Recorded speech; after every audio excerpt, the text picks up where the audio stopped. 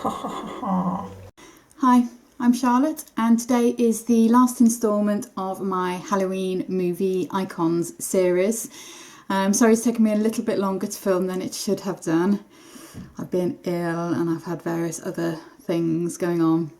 So yeah, it's taken me slightly longer than I'd hoped. But I finally got here and today's my last one. And today I'm turning myself into an orc from Lord of the Rings. Now I know this isn't strictly speaking a horror film, but that doesn't really matter because it's still a very, very iconic character. I just think the orcs are amazing. The makeup job on them was brilliant. And there's so many variations on them, so it will give me quite a lot of scope. It's quite a forgiving makeup to do because although some of the orcs were quite smooth in their faces, other orcs were like really like gnarly or just like textured, and texture is really your best friend when you're doing a makeup, especially when you're using quite basic techniques like the latex and the cotton wool and that kind of stuff. These are something that most people will instantly recognise, something you can play around with and make your own. I know I'm sounding like Louis Walsh now, make it your own. Here is my orc makeup. I'm going to put my 80s music on, obviously, of course. Now these are the ears that I'm going to be using. These were ones I made quite a few years ago and I'm repurposing them, but you can use ready-made ones like these and just paint them like I've done here. Now I'm just taking some Pros-Aid adhesive and a damp cotton bud and using the Pros-Aid just to block out my eyebrows to protect them from all the latex and stuff. Pros-Aid is a proper sort of prosthetic makeup adhesive and it's really good. Just dry that off and then taking some Ben Nye Nose and Scar wax and just rolling it into a sausage shape about the length and rough shape of my eyebrow and then sticking that over there. This doesn't need to be too neat because obviously you'll be covering over it with all the latex and cotton wool anyway. And then just smoothing that down a little bit with some lip balm. Like I said, it doesn't have to be very neat, but you just want to make sure it's kind of firmly in place. So just smooth it into your skin with your fingers and with a spatula.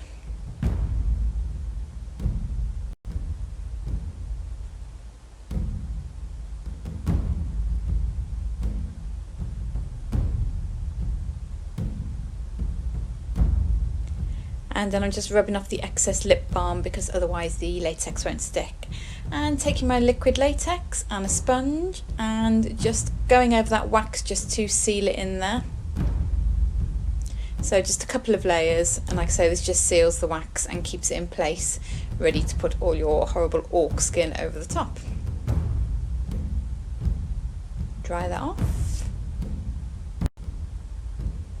Using a hairdryer because it was going a bit too slow.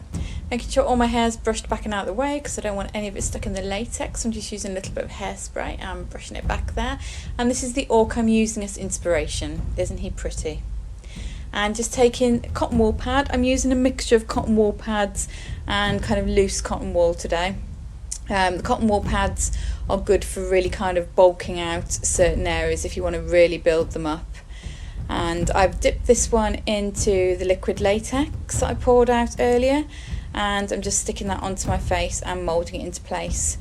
Now the liquid latex takes a while to dry, so you do have plenty of time to mould these shapes exactly how you want them, and you can smooth them into place and smooth down the edges with a spatula and with your fingers. So really the world is your oyster when it comes to making your orc. You can sculpt and make the latex exactly how you want it and make your orc as kind of nasty looking or as smooth looking or as detailed or gnarly as you want. Now just using some loose cotton wool to sculpt a fake nose tip, dipped in plenty of latex. You will need a lot of latex for this makeup, just to warn you.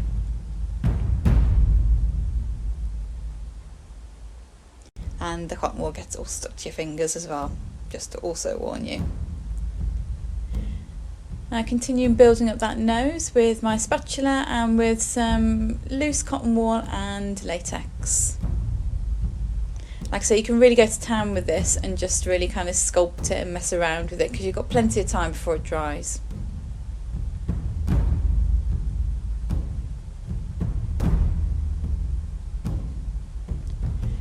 and then just building up some loose cotton wool over the top of those cotton pads, because the cotton pads can look a bit solid if they're just left on their own, so they're best really if you're just building the actual structure underneath, and then using the loose cotton wool to really sort of sculpt the slightly finer detail in there on the top. Building up my nose a bit more. Like I said, there are so many different orcs, there's so many different reference pictures, they all look really cool, so just pick one or pick a few and mix them up a bit and just really go to town and build your orc exactly how you want it.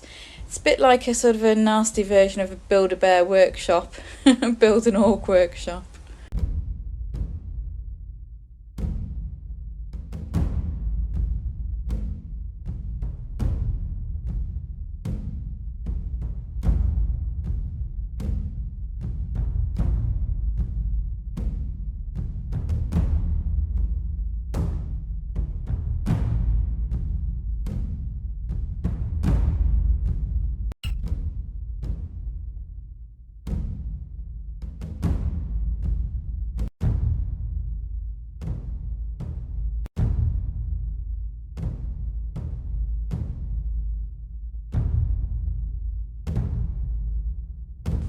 Now you just want to basically build your orc until you're happy that all the areas are kind of covered and texturized and looking how you want them to look.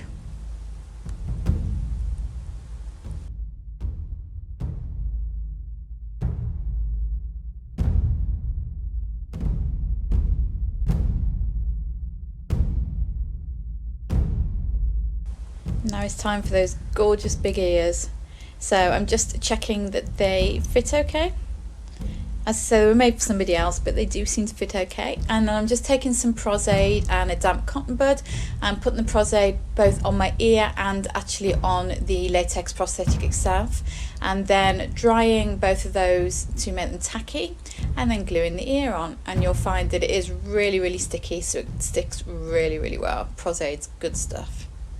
And repeating the same on the other side. Don't I look stunning? And then just taking the cotton wool and just covering the edges, which blended pretty well anyway, to be fair. Right, so I'm halfway through. I've done all the latex bits and I'm very pleased with them. I can't hear very well because I've got these on. But considering these were made on a life cast of somebody else, they fitted pretty well. And as I said earlier, the texture of the orc makeup means that you can blend in any edges because you can just put some more kind of texturized cotton wool on. Now it's time to colour in your orc. So I'm just taking a sponge which I've texturised just by snipping into it a little bit and dampening that and using a water-based black face paint, and I'm just kind of stippling that on in a very kind of watery layer. This will make it look a bit more realistic rather than looking too solid and painted. So you just want to build up your colour in layers basically. And like I've said about the orcs more than once, there's so many variations in the way they look, and this extends to their colour as well. You've got very black orcs, you've got sort of greenish coloured orcs, you've got more sort of flesh whitey toned orcs, you've got brown and speckled orcs, all sorts. So just choose your paint job and go with it. As you can see, I'm going for the sort of the brown speckled black kind of look here. I just wanted a bit of a variation in the colour on my orc rather than him being all one colour. I say him, should say she. Oh my god!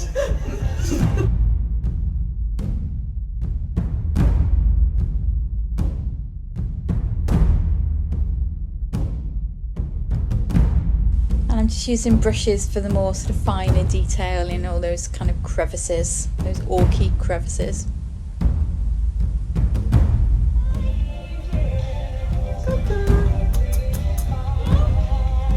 Do you like me as an orc?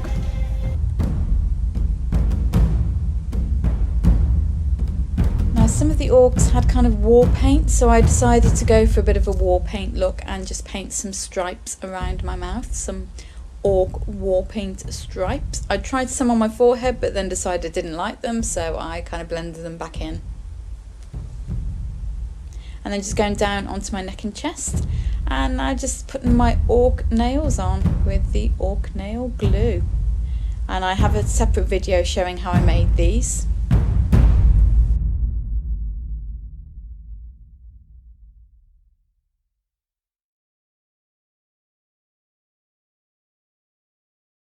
So I finished my nails and coloured in my hands and then tried to put my teeth in. Room in my mouth. Look. Pretty cool. Like this video.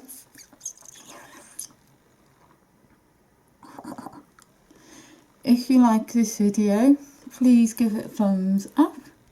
And this is the last of my Halloween tutorials, but I will be doing lots more tutorials after this, obviously. So yeah. So if you like this, thumbs up. Subscribe if you can understand what I'm saying with these orc teeth in. So.